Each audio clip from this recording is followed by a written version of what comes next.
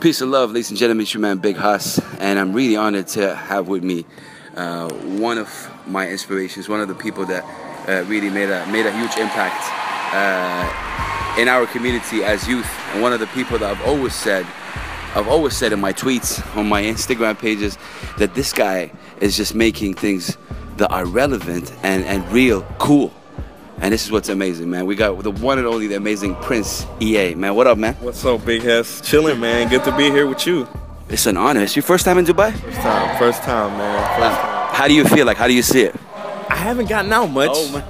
Okay. Tomorrow is my last day, and I'm free. So I'm gonna try to, I don't know, bungee, well, not bungee, skydive maybe. You will skydive? I might. We'll see what happens. We'll see what maybe happens. Say one of your, pieces.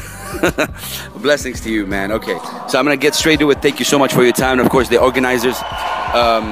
Was there one moment in your life that you realized you had like something that passed or happened to you that made you realize, wow, like I want to make an impact and help others, or inspired you to create that change that you do? Oh, it was hip hop. Hip hop was that catalyst for me. When I was in high school, a kid named Corey Wishmeyer, he introduced me to an artist named Immortal Technique. Of course. And man, shout out to Immortal Technique. One day I'm gonna get you on my radio show, my brother. I can set that. I can try to set that up. I talked to him like we talk. Okay. Dope, man. Yeah, nice guy, man, down to earth. So he listening to Revolutionary Volume 1 and 2, and it was not only him but Cannabis. Just these guys that are super lyrical, putting these big words over these amazing beats. I'm like, yo, what the heck? So I'm like, I want to do what they're doing. So not only did they help me academically, because I was, these guys are conscious, of course, but they also kind of helped me to really convey my voice. They educated you about the news, the real news, what's going on there. Absolutely, yeah. Immortal Tech, man. Yeah. He was heavy political. Now that's how I got, like, when I first started rapping, I rapped just like him. Heavy, like, real political, real aggressive, and then I kind of just found my own style and things like that. But yeah, it was hip hop. But was hip hop that made you want to inspire other people? Initially, yeah. Wow. It was because it was such an inspiration for me, that I wanted to share the information that I had obtained in records to other people.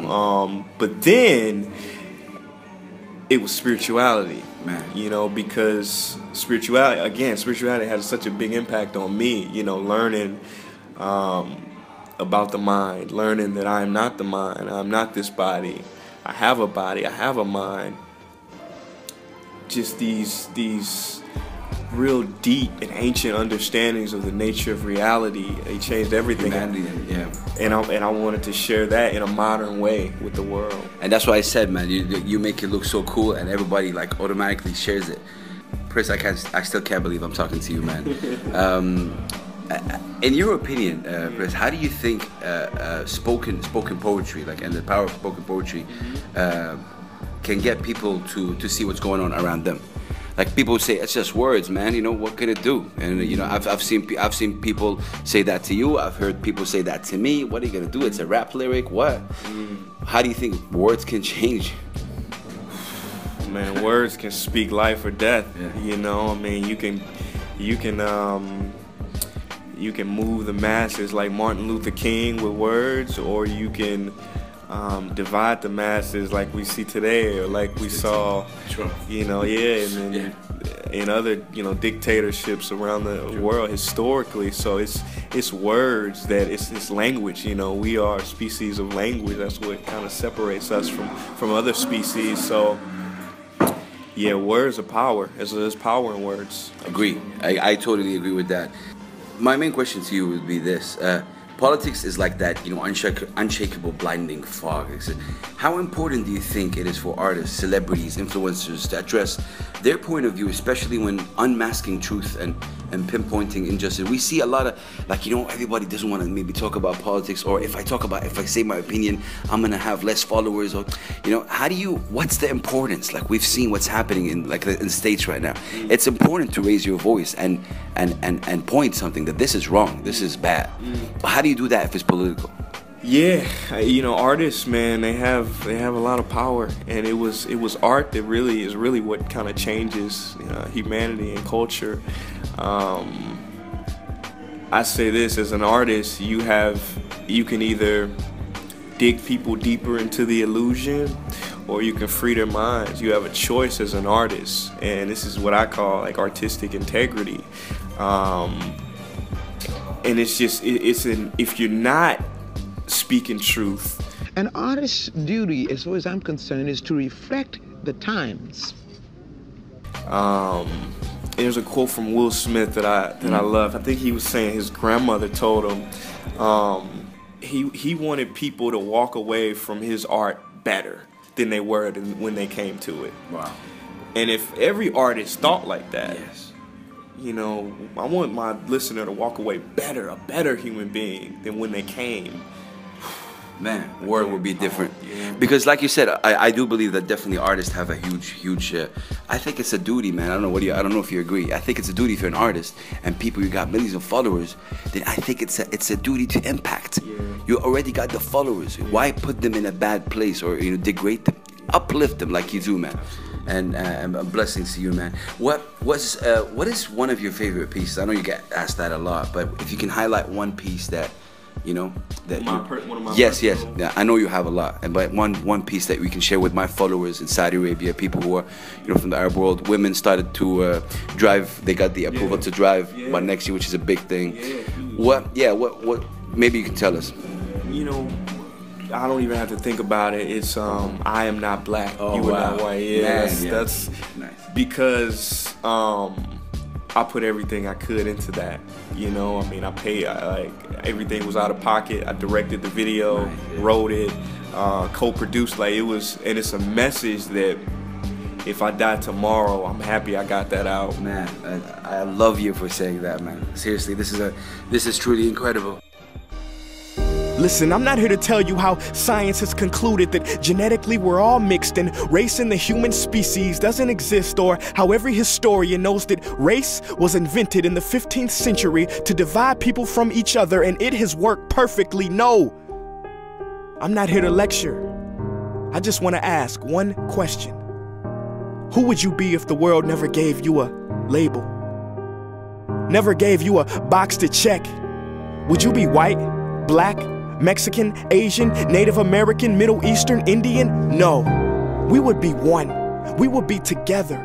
A couple more questions for you. The Make Smart Cool event, how excited are you and how important do you think something like that should happen, especially in our region here, where I'm not going to say there isn't a lot of motivational speaker. We have Khalid Al-Amri, who's a wonderful guy.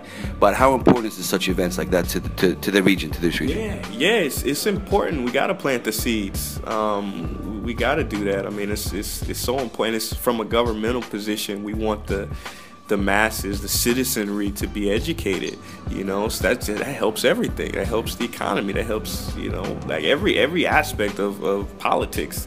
We got to focus more on education and helping the individual in personal growth and development, because you can't have professional success until you have that personal growth. True. Man, I salute you. I'm a fan of hip hop too, and the fact that hip hop inspired you to do that's really incredible. Prince, man. So I host Saudi's first FM hip hop radio show. This is a selfish question. It's been a really long, tough journey for me. I've been called an infidel. I've been pushed. I've faced a lot of resistance, and I still do. But thank to God, I was able to, reach a place where I have a voice, especially when it comes to Arabic hip hop. My question to you is that what do you do? What can you tell me to be able? How do you sustain your life and your movement to keep moving forward? There's a lot of negativity going on. At the end of the day, you're a human. Before you become Muslim, rapper, Christian, you're a human. So sometimes you feel low. Yeah. What is it that you do to inspire? For me, I need a tap on the back. That's what puts me up. But sometimes I don't get that. What do I do? What do you do? So what can you tell me? Yeah, good question. Mindfulness is very important to practice. Yeah. You said there's a lot of negativity out there. And sorry, it comes out of ignorance. Like they'd say, hey, you know, hip hop belongs to America. Why you bringing it to the Arab world? I'm like, bro, hip hop is for the world right now. It started in America, but now it's for the world, and it's about liberating. It's rhythm and poetry. Da, da, da, da, da, da. I get all crazy, and they're like, yeah, you know, yeah. Yeah, I feel the same way, man.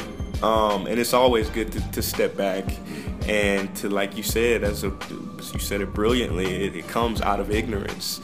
You know, how can we hate a dog for barking?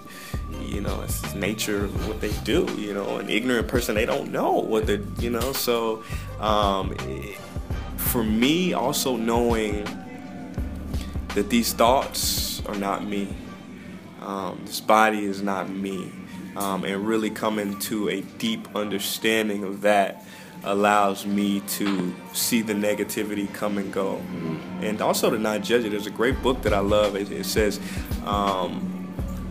the title of the book is "What's Wrong with Right Now If You Don't Think About It." I'm gonna take it from there. I'm gonna check it out. But Prince EA, man, blessings to you. Thank you so much for your time. Yo, it's Prince EA. You listening to Big Hoss? Check him out, y'all. Peace.